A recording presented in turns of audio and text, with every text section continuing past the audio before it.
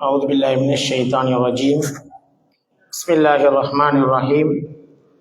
الحمد لله رب العالمين. புதன்கிழமைகளிலே அசர் தொழுகையை தொடர்ந்து எமது மீராஜுமா பள்ளிவாயலிலே நடைபெற்றுக் கொண்டிருக்கின்ற மார்க்க விளக்க வகுப்புகள் இன்னும் சமூகத்துக்கு பயனுள்ள பல்வேறு விடயங்களை தொடர்ச்சியாக வழங்கி வருவதற்கு திட்டமிட்டிருக்கின்ற வகையிலே தொழுகையை உயிரோட்டமாக்குதல் என்ற தலைப்பின் கீழால் தொடர்ச்சியாக மூடிய சூரத்துல் ஃபாத்திஹா. சூரத்துல் ஃபாத்திஹாவுக்கு அர்த்தம் தெரிந்தால் தொழுகையினுடைய பெரும் பகுதி உயிரோட்டமாக இருக்கும்.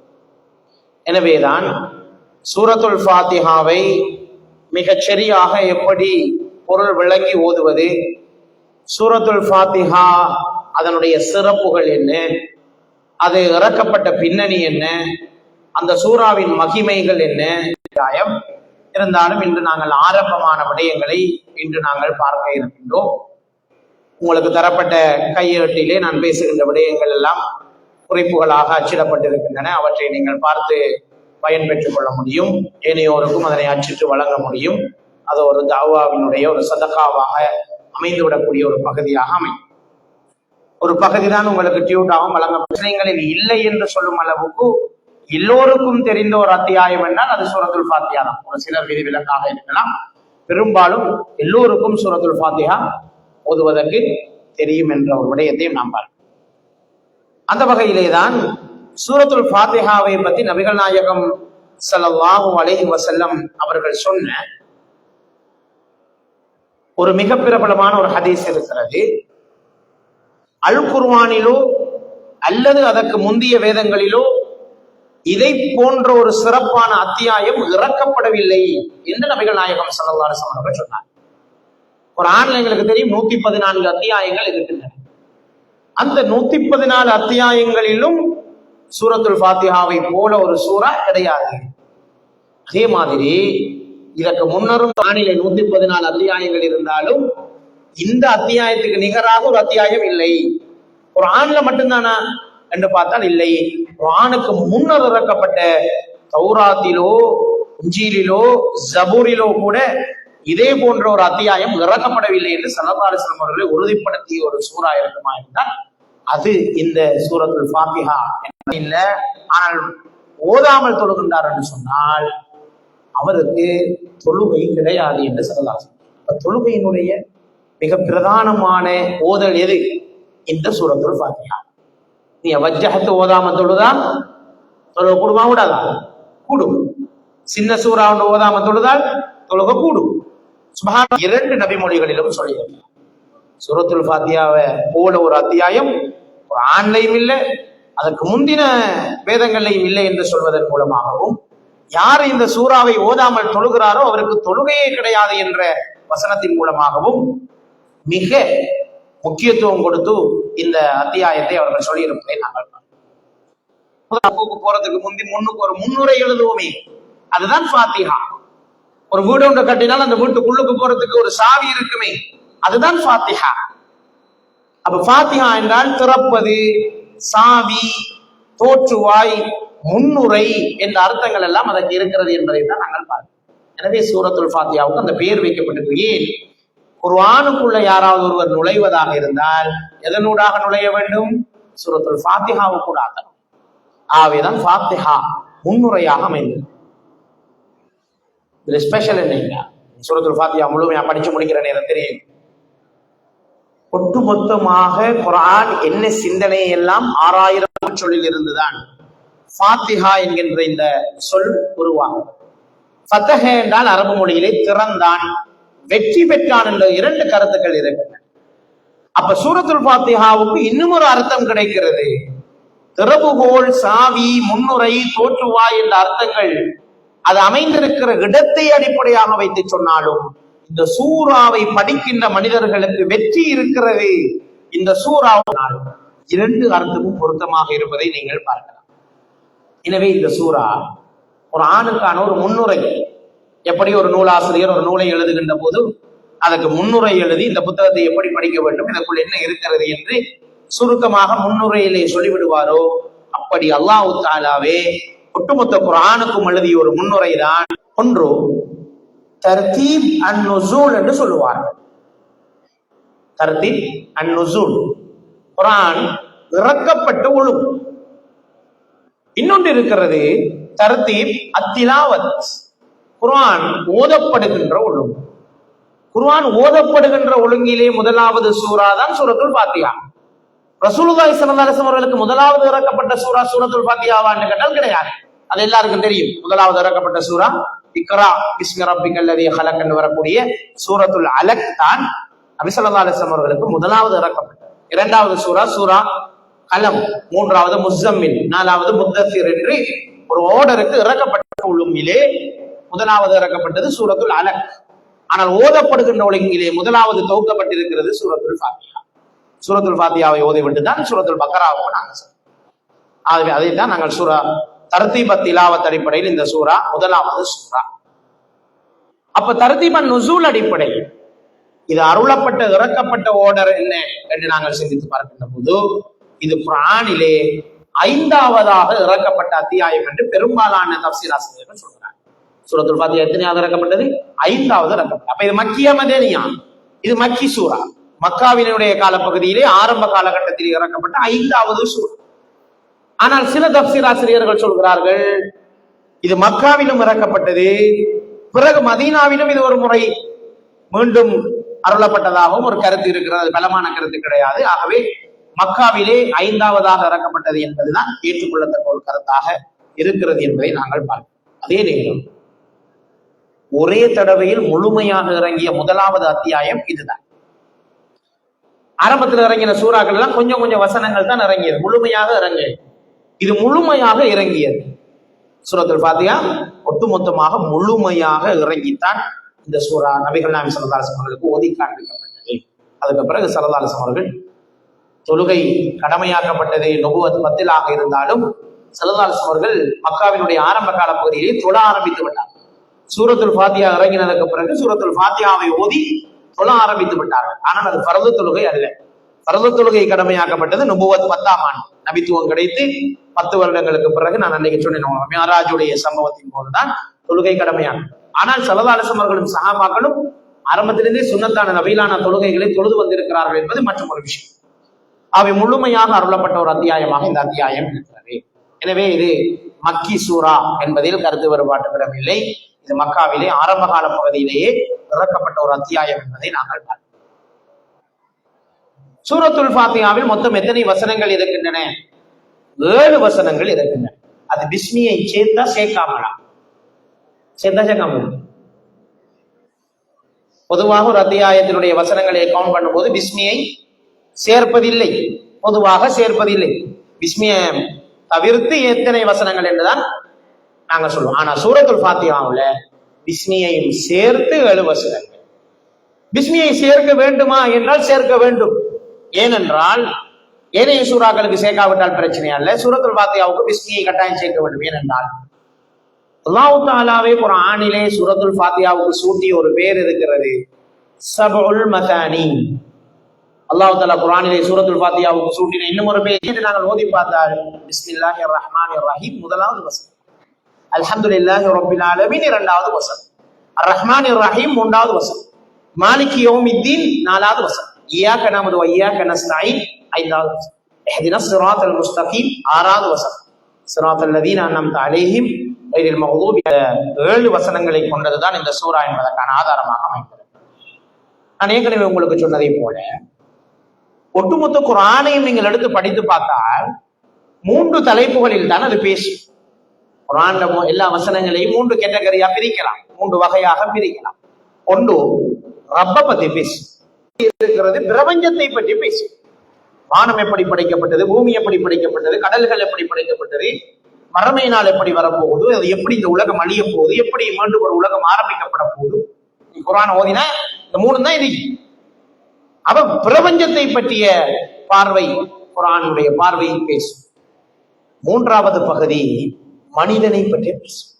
மனிதன் எப்படி வாழ வேண்டும், எந்த மனிதன் வெற்றி பெற்ற மனிதன், எந்த மனிதன் தோல்வி அடைந்த மனிதன், ஈமான் கொண்டவனின் நிலை என்ன, ஈமானை மறுத்தவனினுடைய நிலை என்ன, மனித வாழ்க்கையை எப்படி அமைத்துக் கொள்ள வேண்டும், வெற்றி பெற்ற மோமின் யார், இப்படி பேசும்.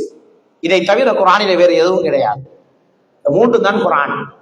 அப்ப குர்ஆனுடைய மூன்று மையக்கருத்துக்களும் எவை என்று கேட்டால் இந்த மூன்றும் தான். ஒன்று அல்லாஹ்வை பற்றி பேசும், ரப்பை பற்றி பேசும். இரண்டாவது பிரபஞ்சத்தை பற்றி பேசும். மூன்றாவது மனிதர்களை பற்றி பேசும். மூன்றும் தான் குர்ஆனுடைய ஒட்டுமொத்த கருத்து. இந்த மூன்றும் சூரத்துல் ஃபாத்திஹாவுக்குள்ள இருக்கிறதான்னு கேட்டால் இருக்கிறது.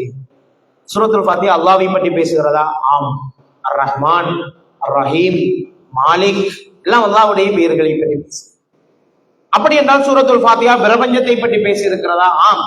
ரப்புல் ஆலமீன், யௌமுத்தீன் அதெல்லாம் பற்றி பேசு. சூரத்துல் ஃபாத்திஹா மனிதர்களுக்கு வழிகாட்டி இருக்கிறதா? ஆம், வழிகாட்டி இருக்கிறது. இஹ்தினஸ் ஸிராத்தல் முஸ்தகீம் ஸிராத்தல் லதீன அன்அம்த அலைஹிம் என்று வரக்கூடிய அந்த வசனங்கள் மனித சமுதாயத்துக்கு வழிகாட்டி. எனவே ஒட்டுமொத்த குர்ஆனின் கருத்தும் சூரத்துல் ஃபாத்திஹாவுக்குள் இருக்கிறதா? இருக்கிறது என்று நாங்கள் பதில் சொல்ல முடியும். சூரத்துல் ஃபாத்திஹாவுடைய போக்கு, அதனுடைய அது பேசி செல்கின்ற ஒழுங்கை நீங்கள் பார்த்தீர்களாக இருந்தால், எப்படி ஸ்டார்ட் ஆகிறதே பிஸ்மியை சொல்லிவிட்டு சர்வ வல்லமை படைத்த அல்லாஹ்வை புகழ்ந்து எப்படி மனிதன் அல்லாஹ்விடத்திலே துஆ கேட்க வேண்டும் என்ற ஒழுங்கை காட்டி தருகிறது சூரத்துல் ஃபாத்திஹா. நாங்கள் எப்படி துஆ கேட்க வேண்டும்? பிஸ்மி சொல்லி கேட்க வேண்டும். சூரத்துல் ஃபாத்திஹால பிஸ்மி இருக்கிறதா? இருக்கிறது. இரண்டாவது அல்லாஹ்வை புகழ வேண்டும். அல்லாஹ்வை புகழ்கிறோமா? அல்ஹம்துலில்லாஹி ரப்பில் ஆலமீன். எஸ், அல்லாஹ்வை புகழ்கிறோம். அதற்கு பிறகு அல்லாஹ்வுடைய திருநாமங்களை சொல்லி துஆ கேட்க வேண்டும். வருகிறதா? அர் ரஹ்மான் அர் ரஹீம் வருகிறது. எங்களுடைய பலவீனங்களை சொல்லி கேட்க வேண்டும். இய்யாக நஅபுது வ இய்யாக நஸ்தஈன். யா அல்லாஹ், வணங்குறதுக்கு ஒன்றை தவிர வேறு நாயனில் ஒன்னைத்தான் வணங்குறோம், உன்னிடத்தான் உதவி கேட்கிறோம், வேறு யார உதவியும் எங்களுக்கு கிடையாது என்று எங்களுடைய பலவீனத்தை ஒத்துக்கொள்கிறோம், எங்களுடைய ஈமானை புதுப்பித்துக் கொள்கிறோம். அதற்கு பிறகுதான் துஆ கேட்க வேண்டும். இஹ்தினஸ் ஸிராத்தல் முஸ்தகீம், யா அல்லாஹ் எங்களுக்கு நேரான பாதையை தருவாயா என்று துஆ கேட்கிறோம். அப்ப எப்படி ஒரு மனிதன் துஆ கேட்க வேண்டும் என்ற ஒழுங்கை சூரத்துல் ஃபாத்திஹாவை கற்று தந்துவிடும். எப்படி அல்லாஹ்வை புகழ வேண்டும் என்ற ஒழுங்கை சூரத்துல் ஃபாத்திஹா கற்றுத் தருகின்றது. அல்லாஹ்வை புகழுகின்ற ஒழுங்கை, அல்லாஹ்விடத்திலே துஆ செய்கின்ற ஒழுங்கை சூரத்துல் ஃபாத்திஹா கற்றுத் தருவதை நாங்கள் பார்க்கிறோம். அடுத்ததாக இந்த சூரத்துல் ஃபாத்திஹாவை நீங்கள் சரியாக ஓதினால் இது அல்லாஹ் பேசுவது போல் இருக்கிறதா, மனிதன் பேசுவது போல் இருக்கிறதா? அதனுடைய கருத்தை நீங்கள் பார்த்தால் அல்லாஹ் பேசுவது போல் இல்லை, மனிதன் பேசுவது போல் தான் அந்த வசனத்தை அல்லாஹ் ஆக்கி. ஒரு மனிதன் தொழுகையில் நின்று கொண்டும் அல்லாஹ்வோடு உரையாடுகின்ற போது எப்படி பேச வேண்டும் என்பதை கற்றுத் தருகின்ற பாணியில் தான் இந்த சூரத்துல் ஃபாத்திஹா அமைந்தது. அதனாலதான் நாங்க எப்படி கேட்கிறோம்? இய்யாக நஅபுது, அல்லாஹ் முன்னிலை கொண்டு வரோம். இய்யாக, யா அல்லாஹ் உன்னையே வணங்குகிறோம். வ இய்யாக நஸ்தஈன், உன்னிடமே உதவி தேடுகிறோம். இஹ்தினஸ் ஸிராத்தல் முஸ்தகீம், எங்களுக்கு நேரான வழியை காட்டுவாயாக என்று மனிதர்கள் பேசுவது போல, மனிதர்கள் உதவி தேடுவது போல இந்த வசனத்தின் அமைப்பு அமைந்திருப்பதை நீங்கள் பார்க்கலாம். அல்லாஹ்வோடு மனிதன் எப்படி உரையாட வேண்டும், அல்லாஹ்வோடு உரையாடுகின்ற ஒரு மனிதனின் குரல் பிரதிபலித்தால் எப்படி இருக்கும் என்ற அடிப்படையில் தான் இந்த வசனங்கள் அமைக்கப்பட்டிருப்பதை நாங்கள் பார்க்கலாம். அது மாத்திரமல்ல, அல்லாஹ்வை அறிமுகப்படுத்துகின்ற வகையில் இந்த சூரா அமைந்திருக்கிறது. அல்லாஹ் எப்படிப்பட்டவன், அவனுடைய பண்புகள் என்ன? ரப்புல் ஆலமீன், அர் ரஹ்மான், அர் ரஹீம், மாலிக் யௌமித்தீன் எல்லாமே அல்லாஹ்வுடைய பண்புகள். அப்ப அல்லாஹ்வை அறிமுகப்படுத்தி எங்களுக்கு சொல்லித் தருகின்ற வசன நடை இதற்குள் இருப்பதையும் நாங்கள் பார்க்கிறோம். எனவே இந்த சூரா பற்றி ஒரு அறிமுகம் இப்பொழுது நாங்கள் பார்த்திருக்கிறோம். இது ஒரு மக்கி சூரா, 5ஆவதாக இறக்கப்பட்ட சூரா, முதலாவதாக துவக்கப்பட்ட சூரா, முழுமையாக இறக்கப்பட்ட ஒரு சூரா. இது குர்ஆனுக்கு முன்னுரையாக அமைந்திருக்கிறது. இது பேசுகின்ற ஒட்டுமொத்த கருத்தும் குர்ஆனிலே இருக்கிறது. அல்லாஹ்வினுடைய வல்லமையை கற்றுத் தருகிறது, துஆ கேட்கின்ற ஒழுங்கை கற்றுத் தருகிறது. இதெல்லாம் பார்த்தோம். சூரத்துல் ஃபாத்திஹாவுக்கு வேறு பல பெயர்கள் ஹதீஸ்களில் வந்திருக்கின்றது, குர்ஆனிலே வந்திருக்கிறது. அது என்ன பெயர் என்று நாங்கள் இப்பொழுது பார்ப்போம். சூரத்துல் ஃபாத்திஹாவை பற்றி சொல்லப்படுகின்ற பெயர்களை நாங்கள் பார்க்கின்ற போது பல பெயர்கள் சொல்லப்பட்டிருக்கிறது. சூரத்துல் ஃபாத்திஹா இதுதான் மிக பிரபலமான பெயர். ரசூல் ஸல்லல்லாஹு அலைஹி வஸல்லம் அவர்கள் நான் ஏற்கனவே சொன்ன அந்த ஹதீஸிலே லா ஸலாத லிமன் லம் யக்ரா பி ஃபாத்திஹத்துல் கிதாப், ஃபாத்திஹத்துல் கிதாப் அப்படிங்கிற ஒரு பெயரை ஸல்லல்லாஹு அலைஹி வஸல்லம் அவர்கள் சூட்டினார்கள். ஃபாத்திஹத்துல் கிதாப், இந்த கிதாப் என்கின்ற இந்த குர்ஆனினுடைய முன்னுரை இதுதான் என்று சொல்கிறார். அப்ப ஃபாத்திஹா. புகாரி ரஹிமஹுல்லா அவர்கள் சொன்னதாக இமாம் இப்னு கஸீர் ரஹிமஹுல்லா அவர்கள் தன்னுடைய தஃப்சீரிலே சூரத்துல் ஃபாத்திஹாவுக்கு ஏன் இந்த பெயர் வந்தது என்பதற்கு ஒரு காரணத்தை சொல்கிறார். இதுதான் குர்ஆனிலே முதலாவதாக இருப்பதாலும் ஏதாவது புத்தகங்களை இஸ்லாமிய இலக்கியங்களை எழுதுகின்றவர்களும் முதலில் ஃபாத்திஹா சூராவை எழுதிவிட்டு தான் ஏனைய விஷயங்களை எழுதுகின்ற வழக்கத்தை கொண்டிருக்கிறார்கள். இந்த சூரா எல்லாவற்றுக்கும் ஆரம்பமாக இருப்பதால் ஃபாத்திஹா திறவுகோல், சாவி என்ற பெயரால் அழைக்கப்பட்டிருக்கிறது என்று இமாம் இப்னு கஸீர் ரஹிமஹுல்லாஹ் அவர்கள் சொன்னார். மிக முக்கியமான ஒரு பேர் இருக்கிறது இந்த சூராவுக்கு, உம்முல் குர்ஆன். உம்முல் குர்ஆன், உம்மன் யார்? தாய். உம்மியன் யாரை சொல்ற? நம்ம தாய், உம்மா, தாய். உம்முல் குர்ஆன், குர்ஆனுக்கு தாய் இந்த சூரா. குர்ஆன்ல இருக்கிற ஏனைய சூறாக்கள் எல்லாம் குர்ஆனினுடைய பிள்ளைகள் என்றால் இந்த சூரா குர்ஆனுக்கு தாய். உம்முல் குர்ஆன் என்ற அத்தியாயமாக இது அமைந்திருக்கிறது என்பதை நாங்கள் உம்முல் கிதாப், இந்த வேதத்தின் தாய், அந்த பேரும் இருக்கிறது. அஷ்ஷிஃபா, இந்த சூராவுக்கு ஸல்லல்லாஹு அலைஹி வஸல்லம் சூட்டிய மற்றும் ஒரு பேர் தான் ஷிஃபா. ஷிஃபா என்றால் என்ன? நோய் நிவாரணி, சிகிச்சை. நாங்க சோம் இல்லைன்னு சொன்னா டாக்டர்கிட்ட போவோம் இல்லையா, அவர் தருகின்ற அந்த ட்ரீட்மெண்ட், அந்த சிகிச்சை தான் ஷிஃபா. அப்படி குர்ஆன் முழுக்க ஷிஃபா, குர்ஆன் முழுக்க ஷிஃபா. குறிப்பாக சூரத்துல் ஃபாத்திஹா ஒரு ஷிஃபா. சூரத்துல் ஃபாத்திஹா என்பது மருந்து, அது உள்ளத்துக்கும் மருந்து, உடலுக்கும் மருந்து. நான் பின்னால சில சம்பவங்கள் பார்ப்போம். சூரத்துல் ஃபாத்திஹா உள்ளத்துக்கு ஒரு மருந்தாக அமையும். சூரத்துல் ஃபாத்திஹாவுக்கு இன்னும் ஒரு பேர் இருக்கிறது, அல் வாக்கியா. சூரத்துல் வாக்கியான்னு வேற ஒரு பேர் சூரா இருக்குது குர்ஆன். சூரத்துல் ஃபாத்திஹாவுக்கு இன்னும் ஒரு பேராகவும் இது பயன்படுத்தப்பட்டிருக்கிறது. பாதுகாப்பு அளிக்கக்கூடிய சூரா, பாதுகாப்பு அளிக்கக்கூடிய சூரா. எதுல இருந்து பாதுகாப்பு அளிக்கக்கூடியது? தீங்குகளில் இருந்து பாதுகாப்பு அளிக்கக்கூடிய ஒரு சூரா. அல் காஃபியா, போதுமானது. குர்ஆனுக்கு இதுவே போதுமானது. அந்த மாதிரி ஒரு கருத்தை தரக்கூடிய அல் காஃபியா என்ற பேரும் இந்த சூராவுக்கு இருக்கிறது. அசாசுல் குர்ஆன், குர்ஆன் அடிப்படை. அல் குர்ஆன் அடிப்படை இந்த சூரா தான். எனவே இந்த சூராவுக்கு இன்னும் ஒரு பேர் என்ன? அசாசுல் குர்ஆன், அந்த பேரும் எனக்கு இருக்கு. சூரத்து ஸலாஹ், தொழுகையின் சூரா. தொழுகையின் சூரா இது சூரத்துல் ஃபாத்திஹா. ஆகவே இப்படி பல பெயர்கள் இந்த சூரத்துல் ஃபாத்திஹாவுக்கு சூட்டப்பட்டிருப்பதை நீங்கள் பார்க்கலாம்.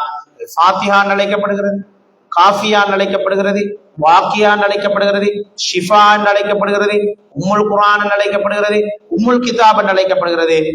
சூரத்து ஸலாஹ், தொழுகையின் சூரா என்றும் இது அழைக்கப்படுவதை நாங்கள் பார்க்கிறோம். இது தவிர ருக்யா, ருக்யா என்று சொல்றது ஓதி பார்க்கறதுக்கு சொல்றோம். ஓதி பார்க்கறது நமக்கு கொஞ்சம் பயந்துட்டோம்னா என்ன செய்வோம்? ஓதி பார்ப்போம் இல்லையா? அதை ஒரு ஓதி பார்க்கறது சம்பந்தமான விஷயங்கள் நாங்கள் பார்க்க வேண்டும். ஓதி பார்ப்பது இஸ்லாத்திலே கூடுமா கூடாதா என்று கேட்டால், குர்ஆனை கொண்டு ஓதி பார்ப்பது இஸ்லாத்திலே அனுமதிக்கப்பட்ட ஒரு விஷயம். ஓதி பார்க்கலாம். ஸல்லல்லாஹு அலைஹி வஸல்லம் அவர்கள் இரவையிலே தூங்குகின்ற போது குல் சூராக்களையும் சூரத்துல் ஃபாத்திஹாவையும் ஆயத்துல் குர்சியையும் ஓதி தனது இரு கரங்களிலும் ஊதி உடம்பு முழுக்க தடவி விட்டு தான் தூங்குவார்கள். ஓதி கையில ஊதுவார்கள். ஓதினதுக்கு பிறகு சொல்லி கையில ஊதிட்டு இந்த உள்சந்தலையிலிருந்து உள்ளங்கால் வரைக்கும் அப்படியே உடம்பு ஃபுல்லா தன்னை கை எங்கெல்லாம் படக்கூடிய வசதிகளோ அங்கெல்லாம் தடவுவார். இது ஸல்லல்லாஹு அலைஹி வஸல்லம் அவருடைய ஒரு சுன்னா. இரவிலே தூங்குகின்ற போது இதை நாங்களும் செய்ய வேண்டும், பிள்ளைகளுக்கு கற்றுக் கொடுக்க வேண்டும். முக்கியமாக ஸல்லல்லாஹு அலைஹி வஸல்லம் ஓதிய விஷயங்கள் என்னென்ன? சூரத்துல் ஃபாத்திஹா, குல் சூராக்கள், ஆயத்துல் குர்சி, உலகத்தையும் ஓதி கையில ஊதி அப்படியே உடம்பு முழுக்க தடவி விட்டு தூங்க வேண்டும் என்று கற்றுத் தந்திருக்கிறார். அப்ப ஓதி ஊதுறதுக்கு ஆதாரமே தான் இருக்குது தாராளமா. இது தவிர சூறாக்களை கொண்டு குர்ஆனை கொண்டு சஹாபாக்கள் ஓதி பார்த்த நிகழ்வுகள் இருக்கின்றன. ஆகவே ஓதி பார்ப்பது கூடுமான்னு கேட்டால் தாராளமாக கூடும். ஆனால் அதனை பிசினஸாக செய்யக்கூடாது. ஓதி பார்ப்பதை ஒரு தொழிலாக செய்யக்கூடாது. ஓதி பார்த்து ஒருவருக்கு சுகம் கிடைத்து விட்டால் அவர் சந்தோஷத்தில் ஏதாவது ஒரு கிஃப்ட் தந்தால் அதை வாங்கிக் கொள்ளலாம். அதற்கும் மார்க்கத்திலே அனுமதி இருக்கிறது. ஆனால் இதனை ஒரு தொழிலாக செய்யக்கூடாது. அதிலும் குறிப்பாக குர்ஆனை தவிர ஸல்லல்லாஹு அலைஹி வஸல்லம் அவர்கள் கற்றுத் தந்த திக்ர் ஔராதுகளை தவிர வேறு எந்த மந்திரங்களையோ வாசகங்களையோ, அது அரபாக இருந்தாலும் சரி, தமிழாக இருந்தாலும் சரி, வேறு என்ன மொழியில் இருந்தாலும் சரி ஓதுவது கூடாது. அவ்வாறு ஓதி பார்ப்பதை இஸ்லாத்தில் தடை செய்யும். ஆனால் குர்ஆனை கொண்டு மனிதர்களுக்கு ஓதி பார்க்க முடியுமா? தாராளமா ஓதி பார்க்கலாம். நமக்கு நாம ஓதி பார்க்கலாம், நம்மளோட பிள்ளைகளுக்கு நாங்கள் ஓதி பார்க்கலாம், பிள்ளைகளையோ பிள்ளைகளுக்கு ஓதி பார்க்க வைக்கலாம். நம்ம ரோட்ல போறோம், ஒரு ஆள் பயத்திலேயோ ஏதோ ஒரு பிரச்சனையில சிக்கிட்டு இருக்கிறார்கள், அவருக்கு நாங்கள் ஓதி பார்க்கலாம். ஓத தெரியாத ஒருவராக நாங்கள் ஓதி கொடுக்கலாம். அது பிழையான ஒரு விஷயம் இல்லை. ஆனால் குர்ஆனை கொண்டுதான் ஓத வேண்டும். அல்லாஹ்வின் புறத்திலிருந்து இந்த சுகம் கிடைக்கிறது என்று மனதால் நினைத்து கொண்டு குர்ஆனை கொண்டு அவர்களுக்கு ஓதி பார்க்கணும். அது உள்ளத்துக்கு ஒரு அமைதியை. எனவேதான் இந்த சூறாவுக்கு ருக்யா என்று சொல்றது அதுதான், ஓதி பார்ப்பதற்கான ஒரு சூறாவாக இருக்கிறது என்பதை நாங்கள். சரி, அடுத்த தலைப்புக்குள் நாங்கள் வருவோம். இந்த சூறாவினுடைய சிறப்புகள் என்ன, சூரத்துல் ஃபாத்திஹாவை சிறப்பித்து சொல்லப்பட்ட ஹதீஸ்கள் என்ன இருக்கின்றன என்பதை நாங்கள் பார்ப்போம். 15வது அத்தியாயத்திலே 87வது வசனத்திலே அல்லாஹ் தஆலா சொல்கிறான், நபியே, நிச்சயமாக நாம் உங்களுக்கு திரும்ப திரும்ப ஓதக்கூடிய 7 வசனங்களை உடைய அல்ஹம்து எனும் அத்தியாயத்தையும் இந்த மகத்தான குர்ஆனையும் உங்களுக்கு அளித்திருக்கிறோம். இப்போது ஒரு கேள்வி பெற வேண்டும். அல்லாஹ் தஆலா இந்த வசனத்தில் என்ன சொல்கிறாங்க தெரியுமா? உங்களுக்கு குர்ஆனையும் தந்திக்கிறோம், திருப்பி திருப்பி ஓதுற சூரத்துல் ஃபாத்திஹாவையும் தந்திருக்கு. அப்ப சூரத்துல் ஃபாத்திஹா குர்ஆனுக்கு உள்ளுக்கு இல்லையா? இந்த ஹதீஸின் அடிப்படை, இந்த குர்ஆன் வசனத்தின் அடிப்படையில் ஒரு கேள்வி வருதா இல்லையா? உங்களோட குடும்பத்துல 6 பேர் இருக்கிறார்கள் என்றால் 6 பேரும் வாகனத்தில் ஏறினார்கள், வாப்பாவும் ஏறினார். என்ன அர்த்தம்? பாப்பா குடும்பத்துல இல்ல, ஒரு வேற ஏறிக்கிறார், 6 பேர் ஏறி அப்பாவும் ஏறி இருக்கிறார்கள் அர்த்தம். அப்படித்தான் இந்த சூரா சொல்கிறது. உங்களுக்கு குர்ஆனையும் நாங்கள் இறக்கினோம், சூரத்துல் ஃபாத்திஹாவையும் உங்களுக்கு இறக்கினோம். அது அப்படி அல்ல. அரபு மொழியிலே ஒரு பாவனை இருக்கிறது. ஒன்றுக்குள்ள இருக்கிற ஒரு விஷயத்தை சிறப்பித்து கூறுவதற்கு அதனை தனியாக சொல்வது. சூரத்துல் கத்ரை நீங்கள் எடுத்து ஓதி பார்த்தால் இதனை நீங்கள் உணர்ந்து கொள்ளலாம். தனஸ்ஸலுல் மலாயிகத்து வர்ரூஹ். ரூஹ்னா யாரு? ஜிப்ரீல் அலைஹிஸ்ஸலாம். தனஸ்ஸலுல் மலாயிகத்து, மலாயிகாமார்களும் அந்த லைலத்துல் கத்ருடைய இரவிலே இறங்குவார்கள். ரூஹுல் குதுஸ் அழைக்கப்படுகிற ஜிப்ரீலும் இறங்குவாங்க. ஜிப்ரீல் மலாயிகா இல்லையா? அவரும் மலக்கு தான். ஆனால் அல்லாஹ் தஆலா ஜிப்ரீல் அலைஹிஸ்ஸலாமும் வாராருங்கிறத சிறப்பிச்சு சொல்றதுக்காக சொல்றோம். உதாரணமாக நாங்களும் அப்படி தமிழில் மொழியிலும் அப்படி பாவிப்பது உண்டு. உதாரணமாக நாங்கள் எப்படி சொல்லுவோம்? இன்று எங்களுடைய பாடசாலைக்கு அமைச்சர்மாரெல்லாம் வருகை தருகிறார்கள். எந்த அமைச்சரும் வருகிறார் என்று ஸ்பெஷல் அவரா சொல்லுவோமே, அப்படியான ஒரு பாவனை தான் இது. குர்ஆன் முழுக்க நாங்க உங்களுக்கு இறக்கிறோம், அதெல்லாம் ஸ்பெஷல். சூரத்துல் ஃபாத்திஹாவையும் உங்களுக்கு இறக்கிறோம் என்று சொல்லும் போது குர்ஆன் சூரத்துல் ஃபாத்திஹா குர்ஆனுக்கு உட்பட்ட ஒன்றுதான். ஆனால் அது ஸ்பெஷலான ஒன்று என்பதை காட்டுவதற்காக தனியாக அதை பேர் சொல்லி அழைத்து எங்களுக்கு சொல்லுகின்றார். நபியே, உங்களுக்கு நாங்க திரும்ப திரும்ப ஓதக்கூடிய இந்த 7 வசனங்கள் என்ற சூரத்துல் ஃபாத்திஹாவையும் இறக்கினோம், முழு குர்ஆனையும் உங்களுக்கு இறக்கி தந்தோம் என்று அல்லாஹ் தஆலா சொல்வதை நாங்கள் பார்க்கின்றோம். புகாரியிலே வரக்கூடிய இந்த செய்தியை நீங்கள் பாருங்கள். நபிகள் நாயகம் ஸல்லல்லாஹு அலைஹி வஸல்லம் அவர்கள் சொன்னார்கள், நீங்கள் பள்ளி வாசலில் இருந்து வெளியேறுவதற்கு முன்னர் குர்ஆனிலேயே இதுவரைக்கும் இறக்கப்பட்ட குர்ஆனிலேயே இருக்கக்கூடிய சூறாக்களில் மகத்துவம் மிக்க ஒரு சூறாவை நான் உங்களுக்கு கற்றுத்தருகிறேன் என்று சொன்னார். சஹாபாக்கள் பெரிய ஒரு எக்ஸைட்மெண்ட், ஒரு ஆச்சரியம். என்ன சூறா? குர்ஆன்ல இருக்கிறதுலே ஆகச்சிறந்த சூறாவை ஸல்லல்லாஹு அலைஹி வஸல்லம் சொல்ல போறாங்களே. அப்போது நபிகள் நாயகம் ஸல்லல்லாஹு அலைஹி வஸல்லம் என் கரத்தை பிடித்தார். இந்த ஹதீஸ் அறிவிக்கிற சஹாபி சொல்றார், என்ன கையை பிடிச்சிட்டாங்க ரசூலுல்லாஹ். பிடிச்சு சொன்னாங்க, உனக்கு குர்ஆனிலேயே மகத்தான ஒரு சூறாவை நான் கற்றுத் தருகிறேன் என்று சொல்லிவிட்டு, அப்படி நான் சொல்லலையா, உனக்கு சொல்லித்தாரன்னு சொன்னேன் இல்லையா ஒரு சூறாவே, அதுதான் குர்ஆனிலே ஆகச்சிறந்த சூறான்னு சொன்னேன் இல்லையா, அதுதான் சூரத்துல் ஃபாத்திஹா என்று எனக்கு ஓதி காட்டிவிட்டு, இது திரும்ப திரும்ப ஓதப்படும் 7 வசனங்கள் சபஉல் மசானி, இதுதான் அந்த சபஉல் மசானி, திருப்பி திருப்பி ஓதப்படும் 7 வசனங்கள், அது எனக்கு அருளப்பட்டிருக்கிறது என்று சொன்னார்கள் என்று ஸஅத் இப்னு முஹல்லா ரலியல்லாஹு தஆலா அவர்கள் அறிவிக்கிற செய்தி புகாரியிலே பதிவாயிருக்கு. அப்ப இந்த ஸஅத் ரலியல்லாஹு தஆலா தான் பள்ளி கேட்கிறார். ரசூலுல்லாஹ் பொதுவா சொல்றாங்க, நான் உங்களுக்கு இன்னைக்கு மகத்துவமிக்க ஒரு சூறாவை சொல்ல போறேன், அதுதான் குர்ஆனிலே ஆக சிறந்த சூறா அப்படின்னு சொல்லிட்டு போகும்போது ஸஅத் இப்னு முஹல்லாட கையை பிடிச்சி ஸல்லல்லாஹு அலைஹி வஸல்லம் சொல்றாங்க, நான் சொன்னேன் ஒரு சூறாவை பத்தி உங்களுக்கு சொல்லித்தாரேன், அதுதான் சூரத்துல் ஃபாத்திஹா, திருப்பி திருப்பி ஓதப்படும் 7 வசனம் அதிலே இருக்கிறது என்று விசேஷமாக அந்த சூறாவை சொல்லி சென்ற ஒரு வரலாற்று சம்பவத்தை நாங்கள் பார்க்கிறோம். இன்னும் ஒரு ஹதீஸிலே வருகிறதை பார்க்கின்றோம். நபிகள் நாயகம் ஸல்லல்லாஹு அலைஹி வஸல்லம் சொல்கிறார்கள், ஒரு தடவை சொன்னார்கள், உங்கள்ல யார் தொழுகையில் இந்த உம்முல் குர்ஆன் என்று அழைக்கப்படுகின்ற சூரத்துல் ஃபாத்திஹாவை பாருங்க, ஹதீஸ்ல ஒவ்வொரு பேர்ல வந்திருக்கின்ற இந்த சூரா. அதான் நம்ம முன்னால பார்த்துட்டோம் என்னென்ன பேரு. இங்க ரசூலுல்லாஹ் பாவித்த பேர் உம்முல் குர்ஆன் ஸல்லல்லாஹு அலைஹி வஸல்லம். இந்த உம்முல் குர்ஆன் ஃபாத்திஹாவை நீங்கள் ஓதவில்லை என்றால் அது அவருக்கு மிகவும் நஷ்டமாக போய்விடும் என்று 3 முறை சொன்னார்கள். நீங்க தொழுறீங்க, தொழுகையில சூரத்துல் ஃபாத்திஹா ஒழுங்கா ஓதலையா, நஷ்டம் அடைஞ்சு போயிருக்கு. ஓதுறேன்னா பொருளோட ஓதுறியா, பொருள் இல்லாம ஓதுறியா? பொருளோட ஓதுவதுதான் சிறந்தது. பொருள் விளங்காம ஓதி மந்திரம் போல ஓதி விட்டு போவதற்கு பிராணி ஓதினால் நன்மை இருக்கிறது. ஆனால் தொழுகையை பொறுத்தவரையில் அது திக்ர், இறை நினைவோடு தொழ வேண்டும். எனவே சூரத்துல் ஃபாத்திஹாவை பொருள் விளங்கி ஓத நாங்கள் பழகிக் கொள்ள வேண்டும். எனவேதான் ஸல்லல்லாஹு அலைஹி வஸல்லம் 3 முறை சொன்னார்கள், இந்த ஃபாத்திஹாவை ஒழுங்கா ஓதாத ஆளுக்கு நஷ்டம்தான் நஷ்டம்தான் நஷ்டம்தான். 3 முறை ஸல்லல்லாஹு அலைஹி வஸல்லம் சொல்லிவிட்டு இந்த சூறாவை ஓதாமல் விட்டால் தொழுகை முழுமை பெறாது.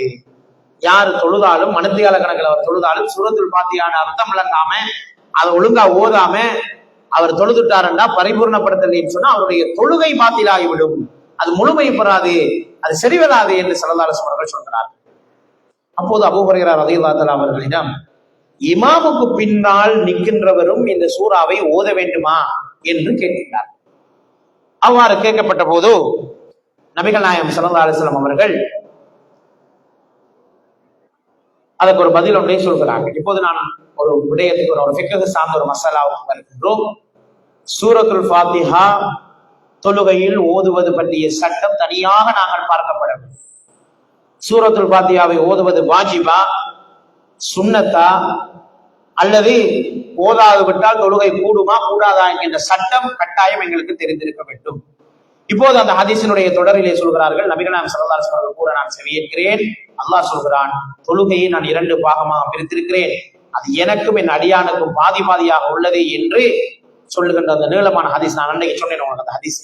யார் என்னுடைய ரப்பில் ஆலமீன், உடனே அல்லாஹ் மலக்குமார்களை எல்லாம் கூப்பிட்டு மலாயிகாமார்களை கூப்பிட்டு சொல்றான், பார் என்னுடைய இந்த அடியான் என்னை புகழ்ந்து. யாரு சொன்னது? அல்லாஹ். யாரிடம்? மலக்குமார்களிடம். யாரை பற்றி? என்னை பற்றி, நம்ம ஒவ்வொருவரையும் பற்றி அல்லாஹ் சொல்கிறான். ஓதுவது ஈயாக்க நமது ஐயாக்க நஸ்தாயின் என்று ஓதும் போது சொல்கிறான் அல்லாஹ் தஆலா, இது எனக்கும் என் அடியானுக்கு தான் தெரியும். உண்மையில என்ன மட்டும்தான் வணங்கினானா, என்னிடம் மட்டும்தான் உதவி தேடினானா, ஷிர்க் பித்அத்தை விட்டு தவிர்த்திருந்தானா என்று எனக்கும் என்னுடைய அடியானுக்கு தான் தெரியும் என்று அல்லாஹ் தஆலா சொல்லி விடுகின்றான். இஹ்தினஸ் ஸிராத்தல் முஸ்தகீம் ஸிராத்தல் லதீன அன்அம்த அலைஹிம் கைரில் மக்தூபி அலைஹிம் வலல்லாலின் என்று ஓதும் போது தாவூத், இப்னு மாஜா, நசாயி போன்ற எல்லா கிரந்தங்களிலும் பதிவு செய்யப்பட்ட ஒரு ஹதீஸ் மிக தெளிவாக சூரத்துல் ஃபாத்திஹாவின் சிறப்பை எங்களுக்கு சொல்கிறது. ஒவ்வொரு வசனத்தையும் நாங்கள் ஓதுகின்ற போது அல்லாஹ் பெருமைப்படுகிறான், எங்களை புகழ்கிறான், எங்களை ஞாபகப்படுத்துகிறான் என்றால் இது எவ்வளவு பெரிய பாக்கியம். இப்ப நாம் எல்லாரும் சூரத்துல் ஃபாத்திஹா ஓதி தொழுகை 4 தரம் ஓதி, இப்ப 4 ரக்காத்தையும் அவ்வளவு தடவையும் அல்லாஹ் தஆலா எங்களை பற்றி பேசியிருப்பான். ஆனா எப்ப நாம் அதை உணர்ந்து தொழணும், உணர்ச்சியோடு தொழணும், அப்போதுதான் எங்களுக்கு இருக்கு. இந்த ஹதீஸ் இதை நான் ஏற்கனவே உங்களுக்கு ஞாபகப்படுத்தின அந்த ஹதீஸினுடைய முழுமையான வடிவம்.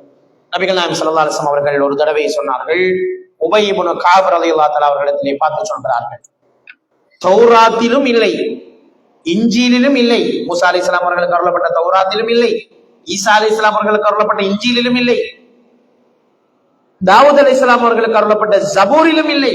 ஏன்? எனக்கு அருளப்பட்ட ஃபுர்கானில் கூட இதை போன்ற இன்னும் ஒன்று கிடையாது. அப்படி ஒரு சூறாவை நான் உனக்கு கற்றுத்தரட்டுமா என்று கேட்டார். உபய் இப்னு கஅப் ரலியல்லாஹு தஆலா ஒரு காரி, சிறப்பாக குர்ஆனை ஓதக்கூடியவர். அவரை ஓத வைத்து ஸல்லல்லாஹு அலைஹி வஸல்லம் கேட்டுக் கொண்டிருப்பார். அவருக்கென்று அவருடைய பெயர் சொல்லியே சில சூறாக்களை ஸல்லல்லாஹு அலைஹி வஸல்லம் கற்றுக் கொடுத்தார்கள். அவர் யூத சமுதாயத்திலிருந்து இஸ்லாத்துக்கு வந்த ஒருவர். அதை நான் உனக்கு ஓதி காட்டுகிறேன். ஓதி காட்டிவிட்டு, எனது உயிர் எவனுடைய கைவசம் இருக்கிறதோ அவன் மீது சத்தியமாக, இப்படி சத்தியம் பண்ணாங்க, என்னுடைய உயிர் யாருடைய கையில இருக்கிறதோ அந்த அல்லாஹ்வின் மீது சத்தியமாக, இப்படி ஒரு சூரா தௌராத்திலோ இஞ்சிலிலோ ஜபூரிலோ ஃபுர்கானிலோ கூட இறக்கப்படவில்லை என்று சத்தியப்பட்டு ஸல்லல்லாஹு அலைஹி வஸல்லம் சொல்லுகின்ற அளவுக்கு ஒரு சிறப்புக்குரிய ஒரு சூரா இந்த சூரா. திருமிதியிலே இந்த ஹதீஸ் பதிவாயிருக்கு. சரிதானே?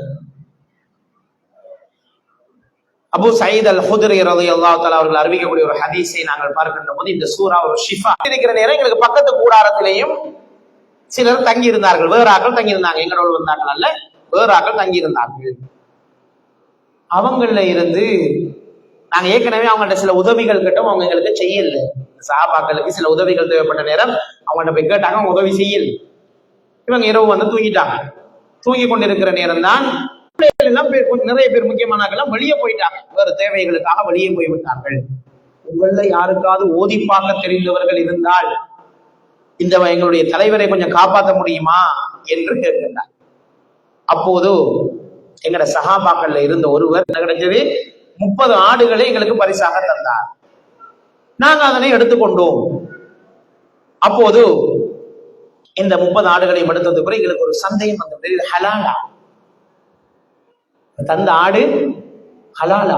இதை நம்ம சாப்பிடலாமா? இதுல இருந்து பால் கறந்து குடிக்கலாமா? ஓதி பார்த்து காசு எடுக்கலாமா? நாம கேட்க இல்லை, அவரா தான் தந்தார், விரும்பி கிஃப்டாக தான் தந்தார். நாங்க கூலி கேட்க இல்லை, உண்மையிலே கூலிக்கு மாறம் என்று சொல்லவும் இல்லை, ஆனா கிடைத்து விட்டது. இப்போது அவர்கள் அந்த 30 ஆடுகளையும் எடுத்துக்கொண்டு மதீனாவுக்கு வந்ததுக்கு பிறகு ரசூலுல்லாஹ் ஒண்ணு செய்யல, நான் அப்படியே கொண்டு வரான். இந்த சந்தேகம் தானே, ஹராம் ஹலாலான்